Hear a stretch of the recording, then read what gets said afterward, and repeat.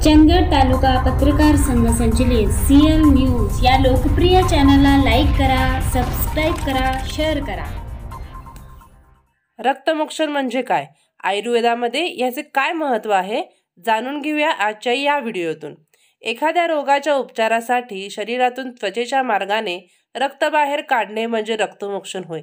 वात, पित्त व कफ हे 3 दोष आवश्यक असलेल्या प्रमाणापेक्षा वाढल्यास काही वेळा ते शरीरातील रक्ताला त्याचे काम नीट करू देत नाहीत। अशा रक्ताला दूषित रक्त म्हणतात। या दूषित रक्तामुळे अनेक त्वचेचे व सांधेदुखीचे विकार जडतात। तसेच हे दूषित रक्त काढण्यासाठी कालमर्यादाही ठरलेली असते। रक्तमोक्षणालाच रक्तविस्रावण किंवा शोणित विस्रावण असेही म्हणतात। कधीकधी या दूषित रक्ताचा प्रभाव सर्व शरीरभर दिसतो, तर कधी तो एखाद्या भागापुरता मर्यादित असतो। दूषित रक्ताचा प्रभाव कुठवर पसरलेला आहे त्यानुसार रक्तमोक्षणाची पद्धत ठरवली जाते। याविषयीची अधिक माहिती घेऊया डॉक्टर चंद्रकांत देसाई, आयुर्वेदाचार्य, यादगुड यांच्याकडून। माकडाचं आणि माणसाचं काहीतरी साम्य आहे म्हणे, आणि त्यावरून त्या रक्ताचे ग्रुप त्यांनी ते काढलेले आहेत। आयुर्वेदाने तो काय विचार केला, त्यामुळं एखाद्याचं रक्त काढायचं आणि दुसऱ्याला सोडायचं ही कन्सेप्ट आयुर्वेदात नाहीये। त्यामुळे मोक्ष जो करायचा तो कायम काढून टाकण्यासाठी आहे, म्हणून त्याला अस्र विसरवते तसा दुसरा शब्द आहे तो रक्तमोक्षण। प्रत्येक व्यक्तीनं वर्षातून एकदा रक्तमोक्षण केलंच पाहिजे, काय ठराविक आजार असणाऱ्यांसाठी ते फायदेशीर आहे? ते वैद्याचं काम। तुमचा विशिष्ट रोग आहे म्हणून ते वैद्य सांगतात ते रोगासाठी, पण हा सामान्य नियम वर्षातून सर्वसामान्याने जे कोणी आजारी नाहीत त्यांनी रक्ताचे आणि पित्ताचे विकार होऊ नयेत म्हणून करू शकता, किंवा करायला सांगितलेलं ऍक्च्युअली। तशी पुरी माणसं बरीच करते। पुरीचे जुने साधारणतः 100, तुमचं वय अजून बहुतेक 100 काय झालेलं नाही, 100 वर्षापूर्वीच्या लोकांचे अनुभव विचारा, ते सांगतील तुम्हाला की तसं ती पद्धत होती।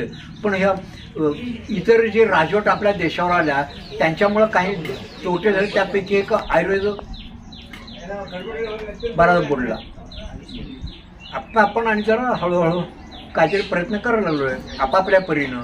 आपण काय म्हणतो की आता रक्त चाचणी घेतल्यानंतर आपल्या शरीरातले विकार कळतात, म्हणजे विकार शरीरावर होतात म्हणून रक्तावर काही परिणाम होतो काय, रक्ताचे स्वतःचे म्हणून काही विकार आहेत, आणि जर ते असतील तर ते आयुर्वेदाने पूर्णपणे बरे होतात।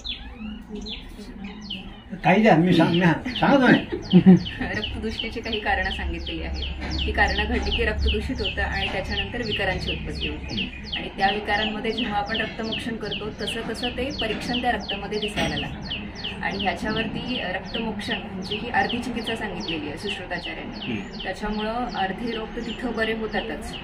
त्यांच्या प्रश्नाला उत्तर रक्ताचे स्वतंत्र विकार आयुर्वेदानं सांगितलं। पित्त वेगळं आणि रक्त वेगळं आता इथं करूया, आणि रक्ताचे स्वतंत्र व्याधी काही असतात आढळतं। तुम्ही AML वगैरे ज्याला म्हणता, रक्ताचे स्वतंत्र ब्लड कॅन्सर वगैरे आहेत आपल्याकडं, आहेत स्वतंत्र विकार, म्हणजे रक्ताचे विकार आहेत, म्हणजे रक्ताचे स्वतंत्र व्याधी असू शकतात। आणि काही रोग असतात की इथं खास सुटायला लागली, इथं सोरायसिस झालाय म्हणून इकडं आम्ही रक्त काढतो, म्हणजे रोग इथं आहे आणि काढायला रक्त। आपल्याकडं मराठी डोळ्यात केर आणि कानात फुंकर घालतो का नाही, तसं काही बाबतीत आहे बघा। इकडे ओळखलं म्हणून, किंवा काही लोकांना ॲलर्जी सारखे प्रॉब्लेम होतात आणि त्यांचा आम्ही काढून टाकतो आणि ते बरे होऊन जातात। त्यामुळं रक्ताचे स्वतंत्र विकारी आहेत, किंवा रक्तामुळं काही होणारे रक्त बिघडलं म्हणून इतर काही विकार होऊ शकतात। असे काही प्रसंग आले की रक्तमोक्षण केल्यानंतर त्यांना ते बरं वाटलं, असे काही जणांचे अनुभव कोण आहे तिथं? आता बरेच जण असावेत। आता त्यात 2 भाग करा।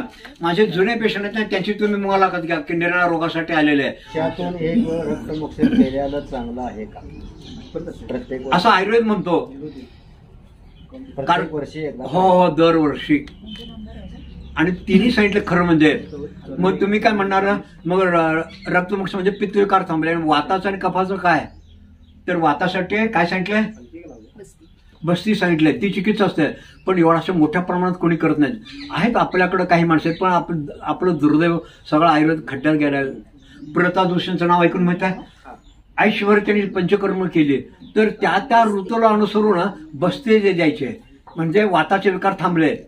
मी रक्तमोक्षण करतो म्हणजे पित्ताचे विकार आले, आता कफ विकारला काय, वमन, वासंतिक वमन, वसंत ऋतूमध्ये बरोबर आहे ना?